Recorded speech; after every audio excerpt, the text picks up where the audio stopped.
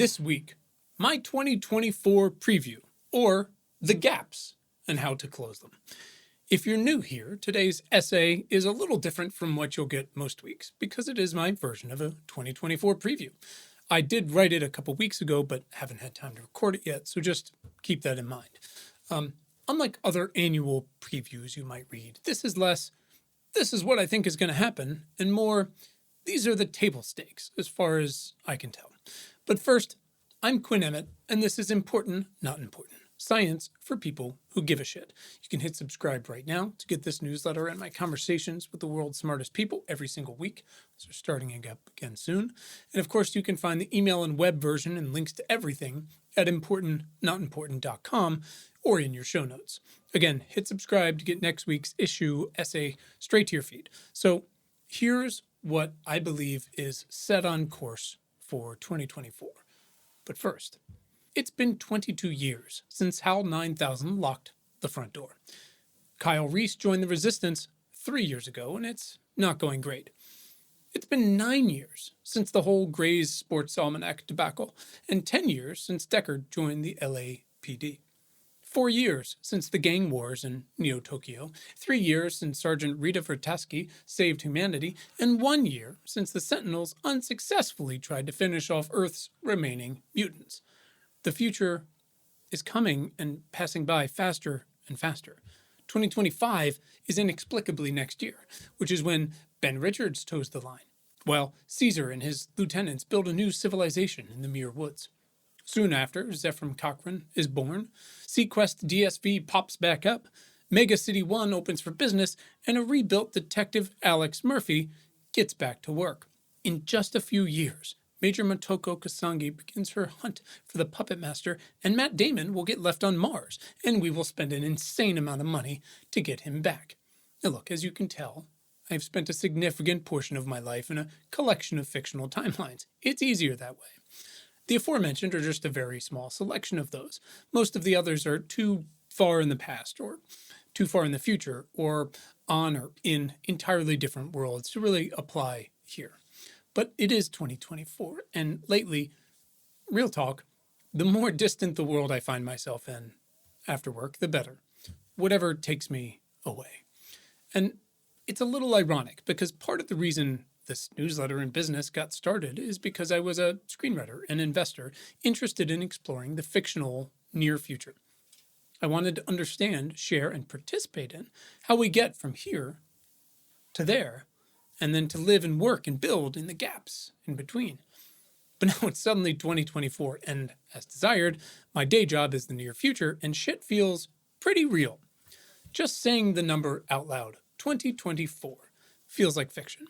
But now that I'm 41 going on 95 and dad to 3 very quickly growing children, it feels like everything is accelerating. Like the future is here every day, whether I'm ready for it or not. I'm not. Now I understand that's basically how time is perceived as we age, but also I think it's fair to look around and feel like things are becoming just a little bit untethered, at least from the Pax Americana world most of us grew up in. For better or worse, your mileage may vary. In 2024, some gaps are closing, like what machines can do for us, and some are still widening. Gaps between COVID vaccine availability and uptake, between childcare workers and children in need of care, between 4 million new homes and the unaffordable millions of homes we have now in the US, between fossil fuel profits and climate tech investments around the world, between healthcare costs and retirement savings, between the voluntary carbon market and real additive verified carbon removal. The good news, we can choose to close them, opening up new intentional gaps between what is possible now and what could be, and soon. When I originally wrote this a few weeks ago, it was 4 years to the week after I first mentioned a virus out of China in the newsletter. It was a baby newsletter to a very close circle of family, friends, former colleagues who were activists, philanthropists, policymakers, investors. And 4 years later, the work is both easier and harder. It's not a small, closed circle anymore. We have almost 30,000 email subscribers and many thousands more online and here in audio and video. But the stakes mean I have to continually get better at my job, which primarily includes contextualizing the world's systems and players and helping you understand what the hell you can do about it all. And in doing so, I do have to actively remind myself sometimes that 2023 was, despite COVID and TB and malaria and cardiovascular diseases, cancers, and guns, among the very safest and healthiest years in human history. And that compound action is what got us, well, most of us, these enormous gains. And more. I mean, look, in 2024, employment is incredibly low. Labor is once again on the rise. We distributed billions of safe mRNA vaccines with refrigeration requirements that were out of control. Coal is almost done for, and we have more than enough food for all of our 8 billion people, even if it's grown in some weird places and we waste a huge amount of it. Now, there's some pretty obvious caveats to everything above. Again, your mileage may vary. And you can find our thoughts on those in our Monday newsletters and Friday essays from last year and going forward. But for now, let's do that. Let's look forward. Let's see what's coming. Compound action is what will help us spend 2024 and the years to come attacking the remaining low-hanging fruit of human rights, from maternal health to access to nature to hunger, clean air and water, and electrified housing, so we can most comfortably and confidently and ethically reach for a near future that is absolutely cooler than this one. So let's talk about it. Economists and certain politicians would like you to believe that vibes should be very up. But for a lot of folks on TikTok, folks who can't afford kids or daycare for their kids or healthcare or who were kicked off Medicaid, folks who see a slim House majority populated by historically unproductive white supremacists and Nazis, folks who support Trump still and or more than last time, and folks horrified he's just crushed his primary opponents, folks living in one of our many, many parking lots, folks who lost caregivers or loved ones or colleagues over the past 4 years, folks who look around and notice literally everyone is sick with something right now, who see war everywhere. Well, for those people, vibes are middling at best. If you've ever been in a very small earthquake, it's pretty disconcerting. It's like being out on the open ocean, but even more so because the ocean moves all the time, but land is not supposed to move. And in either, you are made to feel suddenly very, very small and powerless. So maybe like an earthquake, we just feel like more of our world is out of our control than ever before, which is interesting vis-a-vis the next 12 months and what's happened in the past 12. Now, as I noted in a recent Top of Mind, more than half of the world's population will vote this year. Taiwan just voted. Immigration is on the mind everywhere. Inflation is on the mind everywhere, despite and often because of an otherwise booming economy and soft landing here, at least. Inequality is on the mind, even as that, like everything else, will drastically change hands in the coming decade. Not for better, probably. I mean, billions of young Indians and Africans will, of course, increase their incomes and wealth, and that's incredible. But also the West's richest elders become even older today and faster every day as the great wealth transfer, as we call it, gets underway, and inheritance replaces entrepreneurship as the new primary source of wealth. I don't think it's farcical to claim that the weird vibes are at least in part because many people seem to feel a lack of trust, a lack of representation of agency in our current systems, which is understandable. But the reality is far better. You've never had more information or power to drive change on the local level, wherever you live, from citizen assemblies to literally just running for whatever office you can get your hands on. Either way, because the vibes are so middling, and because, for example, that the far right loves to cosplay as Indiana Jones bad guys, there has never been a better time to give a shit, to show up, to yell and to march and text and call and write op-eds and knock on doors for the world that you want. So here's some just macro notes before we dive into our typical verticals here. Even with all the elections this year, including here in the US, it feels like despite everything else, and unless there's some climate-related October surprise, climate will probably play a small part in the US election. Why? Well, there are 183 conflicts currently underway alongside a messy, slow, singular energy transition that isn't just about climate change, a transition away from the backbone of GDP since our great-grandparents.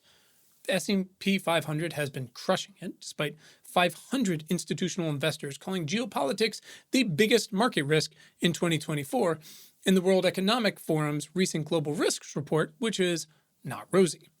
Voters have far less confidence than ever in science after the past few years, and as disinformation reigns, and more than 10,000 research papers were retracted in 2023. That cleansing, I guess, maybe is overall a good thing in the very long term, but it is not going to be fun along the way. Science is hard, of course, but people already had some serious whiplash when science went more or less live in 2020, 2021 with enormous stakes. They haven't forgotten that. So what else? There are fewer pandemic-era worries about supply chains as jobs continue to shift from China to India, but trade requiring the Red Sea and or the Panama Canal, so most of it, should really be a worry regarding both climate and war, which really we should be more prepared for. However, I'm certain of very few things, but the systemic deconstruction of journalism as a whole remains among my greatest concerns, including the recent culling of all these lauded new climate desks among them. For as much as I value, for example, The Atlantic, my hope is for more representative, intimate, nonprofit outlets like Capital B and the 19th or the Community News Fund to thrive. Can a WhatsApp or TikTok forward reputable local news wave better capture real local problems and measurable solutions on voters and the marginalized? Hopefully. Can we teach ourselves to thrive on positive news? Or will democratized, monetizable disinformation just wipe out whatever credibility remains? I don't know. So much is happening, so much is predictable, so much is out of your control, and so much is within your grasp with the right tools and information. Now, despite the headlines, some of which are from me, we've reduced newborn deaths and extreme poverty to the lowest shares on record. Life expectancy is so far up and marginally, inexcusably back down again. A little bit. Death rates from disasters are way lower than historical averages, even as more disasters become more prevalent in more populated places. We can do better. We have to do better. We can neither make excuses nor rest on our accomplishments. There's too much to do and too much evidence that compound action works in the past century, decades, last year, this year, and in the long term. So we have to talk about progress again and what we're capable of. Not progress at all costs, but because the words we use, the art we make, and the stands we take are what build a better future for everyone. Let's talk about climate change. 2024 should somehow be hotter than 2023, in year 2 of El Nino, with some possible Pacific hurricanes, plus the ongoing droughts and floods already hitting Latin America and the Caribbean. Recent decarbonization efforts have gotten us so much farther than we think, but current policies won't get us anywhere near where we need to go. Meanwhile, expect insurance markets for homes, offices, and crops to remain chaotic, as farm workers are still left out to bake in the sun. In the US, where actual carbon pricing remains a dream, the new Climate Corps, all 18 to 26-year-olds born well after Armageddon dropped on DVD, will get started in 2024. All while the US continues to produce more oil than any country in history, and climate tech funding tries to pick up from a 30% drop in 2023. So we got nowhere to go but up here. The consumer-level IRA rebates should start to finally roll out in earnest, and if paired with literally any interest rate drops, please, they should be warmly received, except probably by car dealers. Wind turbine service tech is projected to experience more growth than any other American job in the next 10 years, followed by nurses. Nowhere is that more obvious already than in the Texas Permian Basin. Global emissions might still be rising, and still inequitably, but per capita emissions peaked. We have basically decoupled emissions from GDP, and that is a home run that many people said was impossible. We have to build on that. Chinese emissions may finally stabilize in the next couple years, a huge effort, but are nowhere near being cut in half, which is what we need. Another example, German emissions are down, but mostly because of energy imports and reduced industry. Everywhere is different. Everywhere is the same. It's going to be a slog. We're not doing enough yet, but it's going to be worth it. So the U.S. again is retiring almost entirely on new industrial policy to right the ship, from lithium to batteries to chips. So many factories are in planning or under construction thanks to the IRA. And while it'll take some years for them to come online, most, but not all, should survive, I hope, while the US solidifies its position and lead as the world's energy exporter. And US fossil fuel companies continue to shell out dividends like, well, there's no tomorrow. Well, for them at least. Look, in any country, the long-term trend is what matters. We have to overcome interest rates and disinformation, a lack of public interest and poor messaging, and dwindling public R&D funding, where the US has been absolutely crushed by China, who, despite a cratering economy, have capitalized and have a monopoly on minerals and production, birthing just invaluable companies out of nowhere like CATL. Energy poverty isn't a given anymore for so many countries, but it's still there. And part of that is because clean energy projects remain more expensive to build in developing countries than in rich northern ones. In countries like Colombia, and anywhere, frankly, millions of voters and consumers still think a cleaner future means a lesser quality of life. Back here, despite establishing the North American charging standard, which should finally pave the way to a massively more unified and reliable charging situation by, 2026, Tesla has its first real car competitor, BYD, which is a Chinese company. And if BYD can become as profitable as Tesla, which is less profitable than it briefly was, it may really be game on. And across the world, that's the case. India, now the world's most populous country, is building tens of gigawatts of clean energy every year, but it has big plans for coal, too. Clean energy has scaled and has become incredibly cheap, but as is obvious with offshore wind, we can no longer rely on that drop because of how much we need to build. Huge upfront investments with an impossibly long return on investment will become less of a thing if the other bottlenecks are addressed, like if permitting reform actually happens, if we help developing countries pay for these things. So will new SEC rules and Bank of London rules about greenwashing and climate disclosures help clarify things a bit? I think so, but I also think the pressure has never been higher on them to not do that. It's shocking to actually write this, say this, but the only thing more intractable than permitting reform is finding the not Chinese minerals for this renewable energy transition, from copper to lithium. The future of batteries and EVs is on the line. Maybe 2024 isn't the year here, but I'm not exaggerating when I say that migration and immigration will be the story of the next 10 years, and we are so unprepared. It is already part of every election. It will be a part of every election to come until we, at the very least, and as Isaac Saul over at Tangle so frequently writes, train and hire a gazillion more immigration attorneys and officials. A wartime effort, if you want to call it that should be at the very least mirror the aforementioned new Climate Corps. We have so barely even glimpsed the tip of the climate migration iceberg, a metaphor I'm now realizing, like a rising tide lifts all boats, that we should probably retire now. Anyways, critical infrastructure is increasingly threatened by climate impacts across the world, driving people to move all over. And many are still suffering from the pandemic, from frontline health workers all over to public transit, to real estate and insurance markets and hospital databases, while other pieces are literally sinking or at risk. Some of this will come under renewed threat in 2024, but much more so will affect our children and other people's children. They're all our children, as James Baldwin said, if we don't get our shit together right now. The great news is this. We no longer face a world of 3 Celsius or 4 Celsius increases. A huge achievement, with positive tipping points drawing closer. But while we haven't breached it yet, 1.5 Celsius also looks out of reach now because of the compounding emissions we are still putting out every day. What about 1.6? I'm here, this exists, to fight for every 10th we can prevent or even claw back.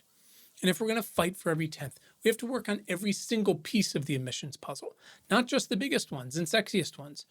Efficiency gains, methane leak tracking by satellite, which is super cool. Heat pumps outselling furnaces, geothermal, soil health, girls' education, and EVs chasing an S-curve are all invaluable pieces of the pie of our arsenal. But we also have to acknowledge what's slowing the whole thing down. Not just blatant fossil fuel emissions, but greenwashing and a dangerous voluntary carbon market. Let's talk about health and bio. It's never, again, never been a better or safer time to be alive. Full stop. And we are really just not doing a lot to address our stagnating life expectancy rates, nor war, famine, or cardiovascular diseases. Despite advances in detection and treatment, cancer is somewhat inexplicably on the rise in young people, and we can no longer count on the low-hanging fruit of just reducing smoking rates to do our work for us. Prior immunity from exposure, infections, and vaccinations mean COVID deaths and hospitalizations are way down despite the current wave, which is still the second biggest after Omicron. But they're still both unacceptably high. I mean, mid-RSV and flu season 2, while booster uptake among those who are 1, eligible, and 2, most vulnerable, remains middling at best. Mask prevalence is even lower, and funding for long COVID trials and treatments remains scant compared to the millions suffering still and anew every day. This all while the Florida Surgeon General is trying to basically kill everyone in the villages. The only thing more dysfunctional than our late pandemic situation is apparently your mitochondria, which do not enjoy long COVID. Now look, hold on, you might say. I'm young and healthy, and only a small percentage of people get long COVID, so maybe I'm right to be among the 80% of eligible Americans who haven't gotten the 2023-2024 booster. And I would remind you that the boosters are effective in preventing severe disease from the current variant, that any variation of long COVID absolutely fucking sucks and isn't worth the risk, but also that the virus does not stop with you. When you are infected with a virus, however young and hot you may be, and truly good for you, you are newly eligible to infect someone else, say someone who is immunocompromised and or 60 or older. It is a virus, not a stub toe. It is called public health for a reason. So in all of this, with an aging population around the world, in immigration in shambles around the world, we need to rebuild and fortify our care. One foundational piece is to support and basically pay at-home caregivers. And there's $37 billion from the American Rescue Plan that will do some of that. But it's up to us to make sure it's put to use this year. And if it helps, make sure we do more of it. So we can spend 2024 shutting polio down forever. And we can spend 2024 straight putting it to diseases like TB and malaria. But we can't simultaneously ignore how childhood vaccination rates have been faltering around the globe for 4 years now. And we can't ignore the rise of fucking mosquitoes and ticks and climate-enhanced vector-borne infectious diseases. Okay, let's talk about war for a minute. I don't know where else to put it. It fucking sucks. Will it continue to grow around the world? Will the U.S. and our allies continue to fund Ukraine and Israel? Does our massive defense industry even have the capacity to do so? What the fuck are we going to do about Israel and Gaza and Iran and Iraq now and Lebanon and Yemen and the whole thing? What does mass disinformation over the next 11 months do to our tattered mental health? There's an election in 11 months. How will the platforms new and old bear them? But let's focus on positive mental health, because it seems like for now, like Ozempic and Wegovy don't strain our mental health. This is just wonderfully good news. But truly, like, what else can these wonder drugs do? And how long will it take to find out? And how long, when our drug system from cancer to ADHD is already severely strained, how long will they remain available? And at what price? GLPs are changing lives and economies. Is 2024 the year we start to see real secondary effects? Or do we need to make them drastically more affordable in order to see change at scale? Keep in mind there are 500 million people living with diabetes across the world. Another example, Casgevy, the first real CRISPR treatment, is similar, but different, obviously, so you're welcome. The potential to change individual lives here is enormous, right? If nowhere near the population level scale of GLPs. But Casgevy costs $2 million per treatment right now. Meanwhile, 70% of the world's sickle cell patients live in sub-Saharan Africa. It doesn't add up. Back to GLPs. If they seem to help with myriad addiction issues, what does it say, if anything, about the gut-brain axis? We talked about that recently on the show. What does it say about secondary market effects? What does it say about the fight over sugar and carbs and snacks and the rush to innovate on blood sugar measurements to regulate the price of insulin to protect and nourish our mental health? What if it's nothing? What if it's in between? I don't know. I mean, look, I welcome cheaper drugs from Canada, but there, again, context. A country with 38 million people cannot suddenly provide significantly cheaper drugs for a country of 325 million. So, lots going on there. Let's talk about food and water, which we've already covered quite a bit. It obviously stands outside of and fits neatly into both climate and health and bio. I've still got questions. Will 2024 be the year we sue water bottle makers for the microplastics that are just surfing their way through our bloodstreams? Will the US West get more snow? They're getting crushed by water. Will they tax alfalfa farmers? What are we all going to do about our little groundwater issues we're having? Amid our retreat from groundbreaking safety net expansions during COVID, hunger is back on the rise, illustrating so clearly that hunger, like poverty, is just a choice we make. Luckily, some states are implementing their own childhood tax credits, and Congress is negotiating to bring them back. Across the world in 2024, amid war and El Nino storms, floods, droughts, nations will continue to try to understand how they're going to feed their people, much less keep up exports, in a year when fertilizer and shipping routes seem like they're going to remain pretty damn unreliable. Let's talk about, I call it beep boop because I'm a child, but someone asked me recently why I still call it that. It's data privacy, AI ethics, chips, supercomputers, quantum stuff, some biotech, generative AI, disinformation, cybersecurity.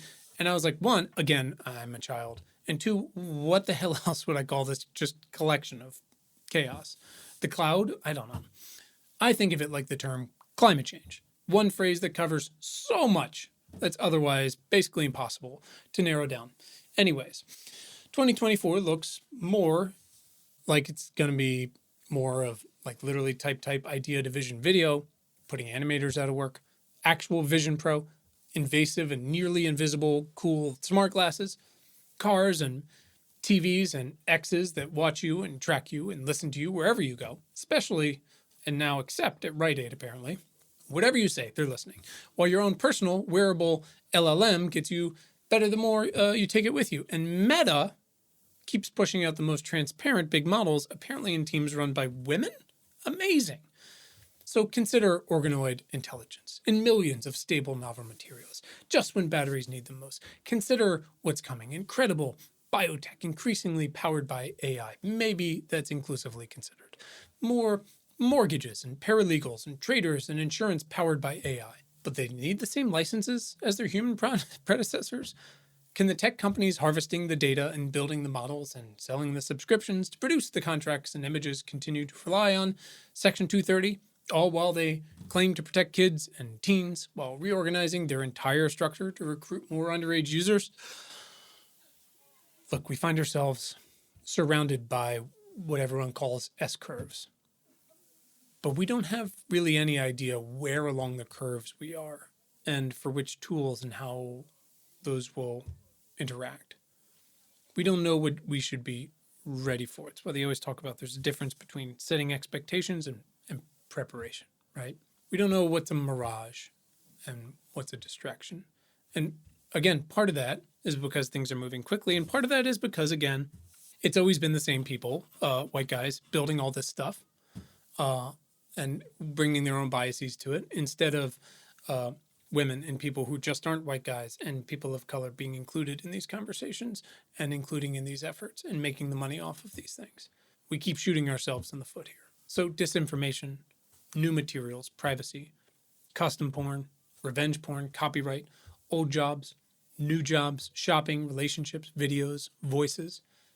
Understanding the gap between how, for example, LLMs operate, which is just predicting what an answer to your question literally looks like, and what we want from them is not only the key to managing expectations in 2024, but it is among the most evergreen threads of humanity. Sometimes understanding, much less closing the gap, takes time, right? Like it did for GUIs and GPS and more. However immediately useful they seemed at first glance, we had no idea how prevalent and varied they were becoming. The same thing with cars and planes. There are questions to be had about original training data running out, sure, LLMs basically reaching the end of the internet, and about new training on synthetic data and what that means for accuracy and, again, ethics. But for 2024, I'm mostly focused on the potential and issues that exist right now. Like nearly infinite disinformation when, again, half the world is lined up to vote. Old disinformation stalwarts like X and Facebook fired basically all of their disinformation workers, and new players like Midjourney are only beginning to grasp what damage they are capable of servicing. From Bangladesh to India, Indonesia to Pakistan, Mexico, and the EU, populism is on the rise, fueled at least in part by disinformation at what is really a global scale. Let's touch on housing and jobs. I know we're a little all over the place, but that's because so much of this just fits together, and these are everywhere. In the US, we're still short something like 4 million, hopefully electrified homes, and millions of electricians and nurses. But labor is kind of on the rise again. The WGA, SAG, I'm in both, the UAW, among others, have set the tone for this new generation of labor activism, however low the actual participation may be, as the contracts for over 1 million more union workers end this year. Vibes are vibes, and they count in an election if you vote on them. More on that soon. And you might just vote on them if you feel like the cards are stacked against you, that everything is too expensive. And fucking David Zaslav and Washington is telling you, no, it's fine. It's better than ever.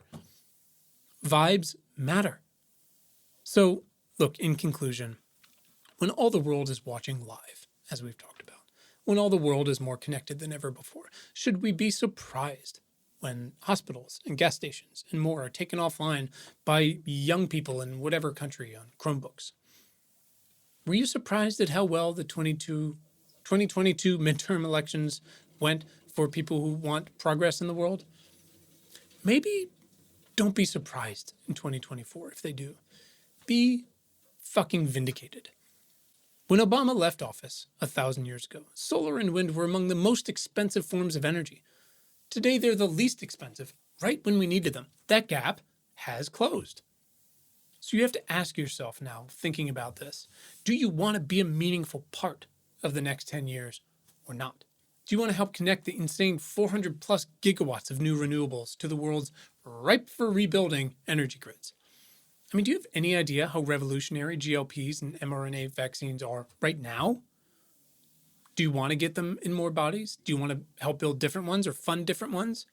Those gaps were closed over many years and decades because of people like Katalin Karikó and all the many people who actually supported her. Again, because of critically important lab assistants and grant writers and janitors and more. Do you have any idea how fast the UK kicked coal? Do you know who worked to close that gap? Do you know how much worse off we'd be if they hadn't done all that work? Great. How do we convince India to do the same thing? Did you see how well the child tax credit worked? Do you know how many people benefited from the Medicaid expansion? That was someone's idea, and then they brought it to life and they fought for it, and many, many more people fought for it, and then it happened. Do you see how much change is possible? Do you see how much more reliable we can make our infrastructure? How much cleaner our air, inside and out? How much healthier our offices, our schools, our kids, and our elders? We can close those gaps if we choose to. But you also have to see how much corporate and political power, how much those systems are steadfastly standing in the way of us doing that. You also have to see then how much you can change those from inside and outside. Both are required. Now, these are all rational arguments, of course, and we are nothing if not irrational, alone and in crowds. But again, these are mostly problems of our own choosing. We can be irrational for good too. That's what happens every time someone protests. People are going to do their best to protect their kids. And we know so many ways we can do that now because we've made so much progress. We've made so many strides, and because there are data and tools available to us today we've never had before. You track a whole school system's air quality live on a little dashboard. Beep boop. Let's make it impossible to run out of baby formula again, shall we? That's a choice. People want to feel better. They want reliable, good-paying jobs. So let's fight for job guarantees. Let's encourage labor. Let's make it easier for new industries to unionize. The only way we stop leaning on short-term wins is by completely reforming the structure from the bottom up, with and by people who've been marginalized all along, people born and working on the front lines of the future. So much will happen that we can't predict this year, but no matter what, we remain the same. So I'm going to spend 2024 trying to close those gaps and more, from the bottom up, put my dent in the universe. I hope you'll join me. That's it. Thank you for listening. I hope that sets you up for success or survival or something this year. Hit subscribe right now to get next week's essay straight to your feed, and leave us a 5-star review wherever you listen.